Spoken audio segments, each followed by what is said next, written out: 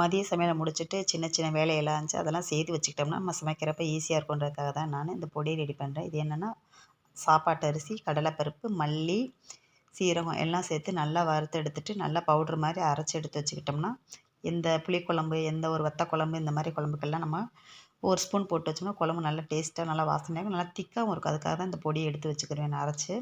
இந்த அளவுக்கு நைஸாக அரைச்சி நம்ம ஒரு பாட்டிலில் போட்டு மூடி வச்சிட்டோம்னா அப்பப்போ குழம்பு வைக்கிறப்ப மட்டும் இது ஒரு ஸ்பூன் போட்டாலே போதும். இப்படி தான் நான் ரெடி பண்ணி வச்சுக்கிருவேன்.